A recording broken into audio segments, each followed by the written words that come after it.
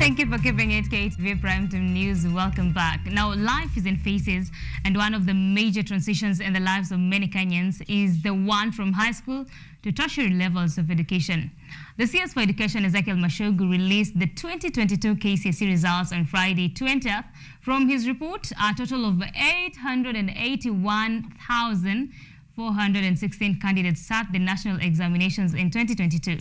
Now, a total of 173,345 students out of the ones who sat the KCSE exams have qualified for university placement. Now, the big question remains to be, what next? What happens to the more than 600,000 candidates who did not make the cut? Tonight, the founder and director of Fearless International and life coach Sky V. Ken joins me in studio to discuss the aftermath of high school. Good evening, Sky V. Good evening. It's great having you here tonight. Karibu sana. Thank you so much. Well, first things first. What do you think about the KCSE results in terms of the situation where the boys performed better than the girls? I think we have a problem. We have done a lot of girl-child empowerment, but then recently that has slowed down. And I think the results of the slowing down are evident in the results that we just got from the KCSE this year. Yes. Right, and the statistics from the release results show that the bigger percentage didn't make the cut. And I'd love us to begin from there. What opportunities are there for these students? Now, getting to the university is not just the end goal. There's a lot of other opportunities around here. One, let me say that we have TVETs, that is the technical trainings that is the technical vocation and education trainings, where they can be able to enroll and get diplomas and go all the way up.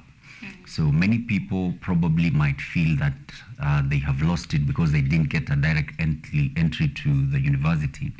But let me say, one of the opportunities that we have are the TVETs, and I believe in those vocational trainings there's more skills that you can even learn that will help you in the future. So I think that is one of the opportunities. Secondly, there are those who decide, I'm going to begin from where I am, go bridge. Probably you just missed a few things. There's a bridging opportunity where you can go bridge and then you can get the mark to go do what you decided or you wanted to do in the beginning. Yeah. Right, and maybe where can they access the opportunities available for them aside from the TVET institutions? Are there any other places that they can access these opportunities? Yes, there are so many trainings, training institutions, not just the TVET. We have other training centers where they can get skills that will help them even begin a life for themselves. We have seen so many people, and the statistics show that many people who are jobless today, and those are the ones who got to go to the university and get a degree. But there are those who literally, when they got out of Form 4, they decided, I'm going to pursue a certain skill, and they pursued the skill, and today they are doing much better than those ones who went to the university. So I believe opportunities are all over around us. And maybe talking about opportunities, we also talk about businesses because aside from the hands-on skills that are offered in TVET institutions and other training institutions, we have businesses. Maybe you could shed light onto someone who might be thinking to begin a business now that they didn't make the cut. Business is good. I remember when I cleared my Form 4, I didn't have the fee to get to the university. And I began a photography business, and I began by borrowing a camera from a friend called Eric. And I used to go take pictures, get 50 shillings, 100 shillings, and slowly I got to buy my first camera. I bought my second camera, and I established a business before I got into the university. So I believe there are so many skills. A friend of mine cleared Form 4 and then started selling chicken. Can I tell you, Marcy, today the guy is driving a good car. Okay, not better than mine, but the guy is driving. So there's so many business opportunities if only you would just open up to the opportunities around us. Right. Now, so that means you begin from where you are, right? You begin from where you are, and you begin with what you have. Probably you have a passion in doing hairdressing, you have a passion in photography like I had. You begin with where you are and what you have, and trust me, if you put the work into it and diligence, and you're open to mentorship and learning, you will create something for yourself. And I guess the question goes, what do you have in your hand? Now let's talk about the 173,345 students who made the cut to join institutions of higher learning. What ought to inform their career choices? I think one of the things is passion. When I got into the university, I schooled here in Kenyatta University. I remember some of my friends who went in, and the courses they chose were to shame their enemies, right? So you get a course that is so huge, the name is so big you can't even pronounce, and you go on with it because you want to shake the world. Unfortunately, you get out there and you realize you are the kind of people who tweet the meme of, you see that kakat that is always saying, it's Monday again. Because you got to do something that you don't like. My advice to them is, if you still have the chance, get to choose a career that you really are passionate about, right? When I finished my classes, when I graduated, I went out there and I began working in a certain insurance company. But then I realized I was making a lot of noise. I was working behind a computer. I was making a lot of noise. And then I realized I ventured into a field that I was not very passionate about. I am passionate about making noise. And once I found out my passion, I veered to where my passion is, and today I make money by making noise. Healthy noise. Professional noisemaker, I say. Noise. Yes, Mercy. I think that goes without saying. The place of passion in career choice is very important. Right. Now, I'd want us to talk about something. Statistics show that most crimes in Kenya are committed by youth between the ages of 17 and 24. And this is the Form 4 leavers age. Now, how can parents and the rest of the society help these youth integrate into their new life without engaging in crime?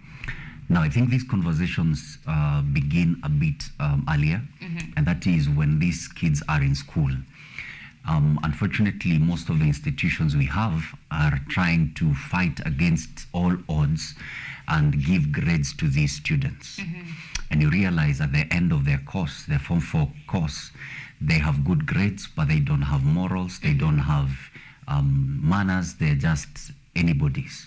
I think we should start a conversation as early as now that in these schools, as we are teaching them to get the good marks and the good grades, we should go back to teaching morals to these students so that as they come out, their focus is to do what is right. Their focus is to employ the core values of hard work, of patience, of resilience, to be able to achieve something for themselves.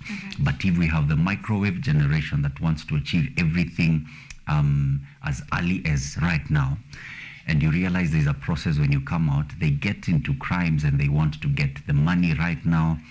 And once they engage in these things, that is how quickly we are losing them. So my advice would be, one, to the schools, let us teach morals to our students, even as we get to work on the grades. Number two, to the parents, have conversations with your kids.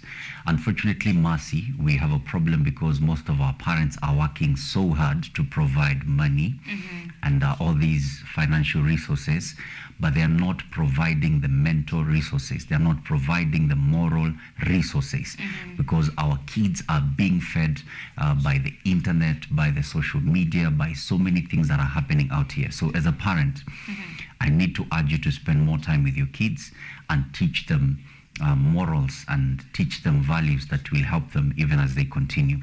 And lastly, to the society, we have a problem because all of us are faking a life, Mercy. Right? You are struggling, but you get on social media and then you put on all the filters that you can find, and then you have a picture perfect image and you're looking like the world belongs to you, yet you're sleeping in a room where you're sleeping together with the gas, like you're sleeping in an ICU. You're attacking people. As a society, we need to teach our kids that there's a process to it. If you see me driving today, I didn't wake up and a car was parked outside my driveway. That's right. There's work that needs to be put into it. So those three parties need to work together, and that is how we can help our kids. So it's more of the Desmond Tutu approach, that it comes to a time where we need to stop pulling people out of the river, Right. and go upstream and find out why they are falling inside the river. Exactly, Mercy. Right. I see you're a founder and director of Fearless International. Right. Say something about it.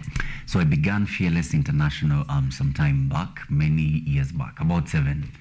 And the reason Fearless International is because I was raised up as a very fearful boy. Mercy, please don't tweet this. I stopped bedwetting when I was in Form 4.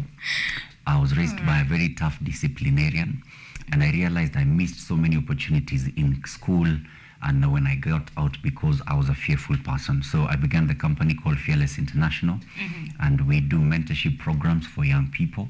We're very passionate to speak to this generation, so we are always doing our trainings, our mentorship programs, motivational talks in schools, and we also ventured into corporate trainings. We train on leadership, we train on customer service, etiquette, on all those soft skills. And by the grace of God, we are also venturing out internationally. Right. Yes, Mercy. So maybe we have parents watching us tonight. What would you like to tell them? Parents, hear me well. This generation looks hopeless because so many things are happening. We have issues of lesbianism, gayism, drugs, and so many things that are surrounding our kids. I believe one thing, that if we commit our children to God, we will be able to save this generation. I have a story, probably out here in the internet. I was affected by all these things, drugs and substance abuse, the streets, and so many other things. But because of the seed that was planted in me, the seed of godliness and prayer, I emerged out to be what I wanted to become. So don't give up on your kids. Keep praying for them. Keep spending time with them and having conversations that will help them. And guess what? When the time is right, you'll be proud of your children. Thank you. And Sky, you know you are a public figure and so many young people look up to you. Please say something to them. Young people, this is our time. And this is our time to take over the world and impact the world positively. With all the things that are happening right now, there's nobody else who will rise up and do the job. We are the ones to do the job. You have the space of your WhatsApp, you have your status. Please don't wake up in the morning and start tweeting and posting nonsense. Please be useful, encourage people, encourage this generation, encourage your friends and your loved ones. Get on that Facebook, post things that are making sense, and that is how we are going to save this generation. I believe in you, and I wish to meet you at the top. I believe in you. Please believe in yourself also. Thank you. And there you have it, Sky V. Ken, founder of Fearless International, a life coach and a career advisor. Thank you so much, Sky, for joining us tonight. Thank you for having me. Now, I had asked people to send in their questions. I only see some comments. Kevin Ikuto says, very informative. Thank you so much for tuning in. Now, we're taking another short break. Right here, we'll be back with sports news. Keep watching, keep your feedback coming. In case you have a question to Sky, please be sure to drop it at KTV_Kenya at Mercy Imbinda. Keep watching.